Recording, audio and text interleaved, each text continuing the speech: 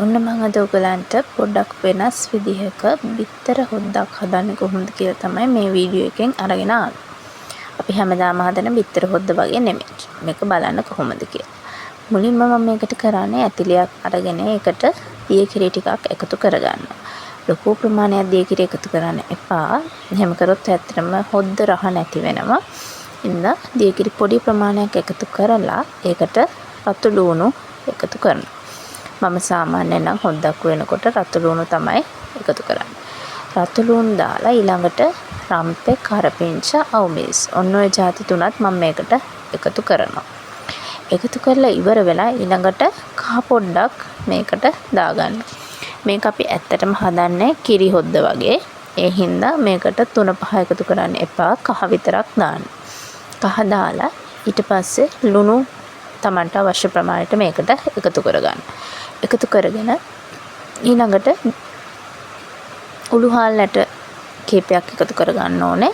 ඊළඟට මම කුරුඳු පොතු කෑල්ලකුත් මේකට කඩලා දානවා. ඒක තමන් කැමති නම් දාගන්න පුළුවන්. අකමැති නම් ඒ දේවල් නොදැම්ම කියලා ප්‍රශ්නකුත් නැහැ. වෙනදා කිරි හොද්ද හදන විදිහට මුලින් මේක හදාගන්න.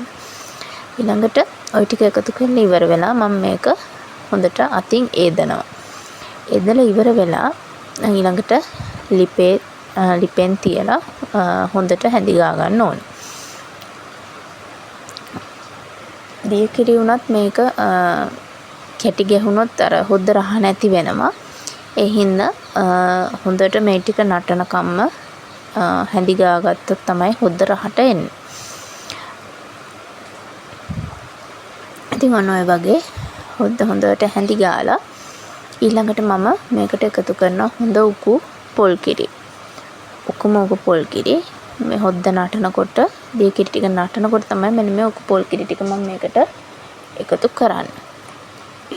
ඔන්න ඔය වගේ උකු පොල් කිරි ටික එකතු කරාම මේක හරිම ලස්සන කහ පාටකුත් එනවා. අපි හදන කිරි හොද්ද වගේමයි. අපි දැන් මේ ඇත්තටම මේ වෙනකම්ම මේ තියෙන්නේ ඕගලන්ට තියෙන කිරි හොද්දක්. ඊළඟ මේකෙදි මම කරන වෙනස වෙන්නේ අපි වෙන්දර බිත්තර හොදි හදනකොට බිත්තරේ තම්බලා තමයි ඔකට එකතු කරන්නේ. හැබැයි මම මේ වෙලාවේදී මෙන්න මේ වගේ බිත්තරේ වෙනම කඩලා මේකට එකතු කරනවා. මේකට මේ බිත්තරේ එකතු කරන්න ඕනේ බිත්තර මේ මොනවාද එකතු කරන්න ඕනේ අපි උකු පොල් කිරි ටිකත් හොඳට නටනකොට. නටන වෙලාවෙත් තමයි අපි මේ බිත්තරේ කඩලා මෙහෙම මේ හොද්දට දාගන්නේ. දාගෙන ඉවරලා හොඳට අපි මේක හැඳි ගා ගන්න ඕනේ මේ බිත්තරේ කැඩෙනකම්. බිත්තරේ එහෙමම තියෙන්න දෙන්න එපා. එතකොට මේක රහ නැහැ. බිත්තරේ අපි අර කෑලි කැඩෙනකම් වෙන්න අපි හොඳට මේක හැඳි ගා ගන්න ඕනේ. ඊට පස්සේ මම මේ හොද්දට ඇත්තටම බිත්තර 3ක් එකතු කරා. ඉතින් ඔන්න ඔය වගේ ඕක හොඳට හැඳි බිත්තර හොද්ද ඊට පස්සේ දිගටම නටනකම්ම මේක අපි හැඳි ගා ගන්න ඕනේ. එතකොට ඇත්තට මේක හරිම අර ක්‍රීමි ගතියට වගේ හොද්ද එනවා. එන්න ඒ වෙලාවෙදී අපි මේක ලිපෙන් බා ගන්නත් ඕනේ. එතකොට අර අපි දාගත්ත බිත්තර ටිකත් හොඳට කැඩිලා හරිම හොඳ සුවඳක් එනවා. හරිම ආසිතනයි වෙලෙම කන්න ආසිතනවා වගේ සුවඳක් එනවා. කිරි හොද්ද වගේමයි ඊට වැඩිය හරි රහයි ටිකක්. ඉතින් මේක ඇත්තටම හොඳයි අපිට ඉන්දියාප්ප කන්න පාන් කන්න වගේ වෙලාවකට ඉන්දියාප්ප පාන් එක්ක හොඳ කොච්චි සම්බෝලයක් හදාගෙන මේ වගේ කිරට හදපු බිත්තර හොද්දක් එක කාලා බලන්න හරිම රහයි.